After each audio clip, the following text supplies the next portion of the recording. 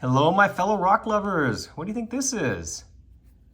I honestly don't know. It looks a little bit like the orbicular Jasper that I've tumbled, but I don't know exactly because this was purchased along with a bunch of other rocks from a Facebook seller, and we just don't know what it is. However, it looks pretty interesting. I can see some pattern in there, some color. So I thought for this video, let's go ahead and get a couple of slabs off this and turn one of those slabs into a cabochon.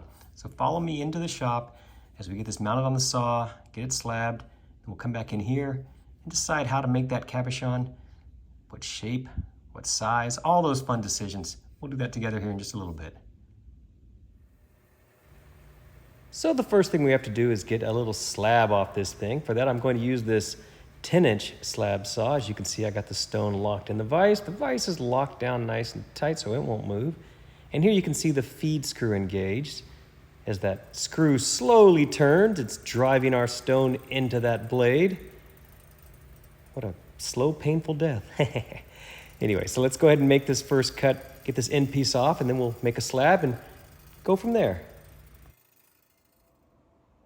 Hey, check it out, our little interesting piece of what I believe is some sort of jasper, maybe orbicular jasper, has been slabbed. And I gotta tell you guys, this is beautiful stuff.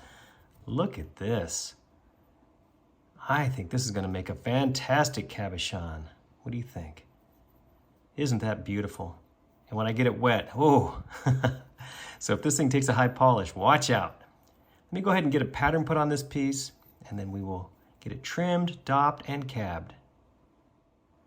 How does that look? I'm trying to maximize this little piece, get as much out of it as I can, because like I said, I think this is just stunningly beautiful. And it's very soft after being cut by my slab saw, which means I believe it's super hard and it will take a super nice polish. We'll see. Let me go ahead and get this thing trimmed up, dopped, and we'll move on to the cabbing. Here we are on the high-speed trim saw. Let's start trimming away all the excess fat. I like to get as much off as I can so that ultimately I have a shape that's very similar to what I drew on the cabochon. That makes the next couple of steps easier. Now I'll get it dopped and we'll take it over to the, well, in this case, the 80 grit wheel where we do our basic shaping. Okay, how does that look? That's our basic shape. I think it looks pretty good. Now we'll move on to the 220 grit wheel. This is where we fine tune the shape and clean up all those scratches. There you go. The pattern's coming through, very nice. Next up is the 280 grit soft wheel where we push in and get rid of any faceting. Looking good, a very slight shine. I'm happy to see that. Our next wheel is the 600 grit soft wheel. This is really the beginning of the polishing. And unfortunately, I didn't get an image, but we jumped to the 1200, and here's after 1200. Look at the shine, okay, very cool. Now we're on the 3000 grit wheel. What's it going to look like now? Oh, very nice. And remember, I always show these dry. I'm going for that wet look when it's dry. We can do a little bit better though. Let's move on to the wet belt sander with the cerium belt. Spend a few moments on here. And, oh, there's our final polish. Check it out. What do you think? Oh, I like this stone. I think it's beautiful. Shape's good. The reflection looks very good. Look, there's the outside. Got the garage door open. Well, let's take it inside and take a closer look. Check it out. Our cabochon is finished.